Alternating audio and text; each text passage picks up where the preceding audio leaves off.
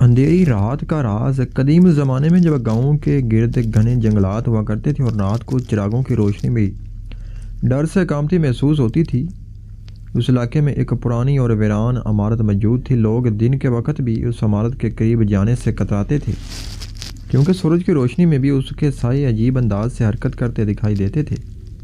کہا جاتا تھا کہ اس عمارت میں کبھی ایک خوشحال خاندان رہا کرتا تھا، مگر ایک ہی رات میں سب کچھ ختم ہو گیا۔ اس کے بعد وہاں سے کبھی ہنسی کی آواز نہیں آئی، صرف آہٹیں اور سرگوشیاں سنائی دیتی تھیں۔ بزرگ کہتے تھے کہ جو شخص غروب آفتاب کے بعد اس جگہ داخل ہوا وہ یا تو پاگل ہو گیا یا پھر کبھی واپس نہیں آیا۔ گاؤں کے بچے جب شرارت میں اس کا ذکر کرتے تو مائیں فوراً ان کے منہ پر ہاتھ رکھ دیتی۔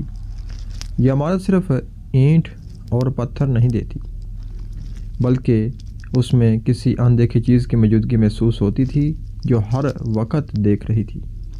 اس گاؤں میں ایک نوجوان تاجر آیا جو دور دراز کے شہروں سے سامان لا کر فروخت کرتا تھا۔ اس کا نام سلیم تھا اور وہ کہانیوں پر زیادہ یقین نہیں رکھتا تھا۔ جب اسے اس ویران عمارت کے بارے میں پتہ چلا تو اس نے اسے محض لوگوں کا وہم سمجھا۔ ایک رات اس نے فیصلہ کیا کہ وہ خود جا کر دیکھے گا کہ آخر اس جگہ میں ایسی کیا بات ہے۔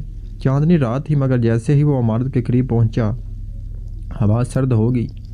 دروازہ خود بخود چڑچڑاتے ہوئے کھل گیا، جیسے کسی نے اندر سے دعوت دی ہو۔ سلیم نے قدم رکھا تو اسے ایسے محسوس ہوا جیسے زمین نے اس کے قدم جکڑ لیے ہوں۔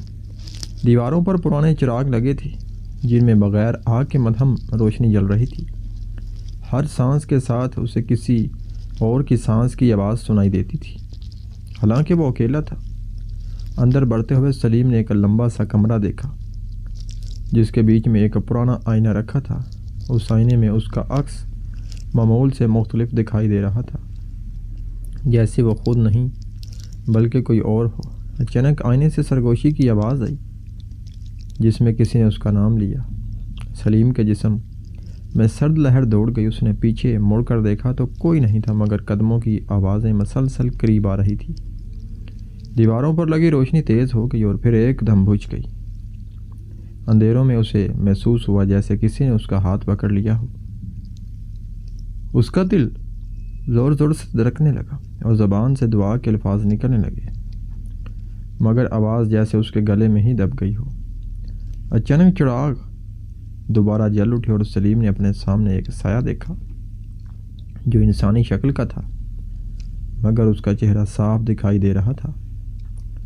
وہ سایہ آہستہ آہستہ بولنے لگا اور اسے عمارت کی کہانی سنانے لگا۔ اس نے بتایا کہ یہاں رہنے والے لوگوں نے لالچ اور ظلم کی بنیاد پر ایک بڑا گناہ کیا تھا، جس کی سزا میں ان کی روحیں اس جگہ قید ہو گئی۔ جو بھی یہاں آتا ہے وہ اس خاموشی کا حصہ بن جاتا ہے۔ سلیم کی ٹانگیں کانپنے لگی۔ اسے احساس ہوا کہ یہ صرف ایک جگہ نہیں بلکہ ایک قید خانہ ہے۔ یہاں وقت بھی رک جاتا ہے۔ اس نے بھاگنے کی کوشش کی مگر دروازے غائب ہو چکے تھے۔ سلیم نے آنکھیں بند کر کے پوری قوت سے توبہ کی اور دل سے معافی مانگی۔ اس لمحے فضا میں عجیب سی گونج پیدا ہوئی اور سایہ پیچھے ہٹنے لگا۔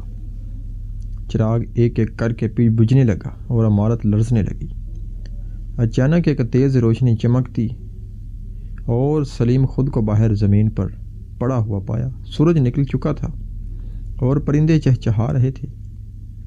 وہ بمشکل کھڑا ہوا اور پیچھے مڑ کر دیکھا، مگر وہ عمارت اب مٹی کا ڈھیر بن چکی تھی۔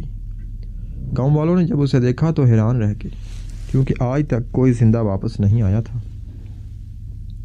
سلیم نے اس دن کے بعد تجارت چھوڑ دی اور باقی زندگی لوگوں کو نصیحت میں گزار دی۔ وہ کہتا تھا کہ کچھ جگہیں صرف اینٹوں سے نہیں بنتی، وہ انسانوں کے اعمال سے بنتی ہیں۔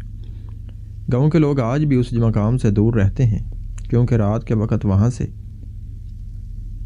چراغوں جیسی روشنی اب بھی کبھی کبھی نظر آتی ہے۔ لوگ کہتے ہیں کہ وہ روشنی ان روحوں کی ہے جو اب بھی خاموشی میں قید ہیں۔ وہ یوں خاموشی کے چراغ کی کہانی نسل در نسل سنائی جاتی رہی تاکہ کوئی اور اس انجام کا شکار نہ ہو۔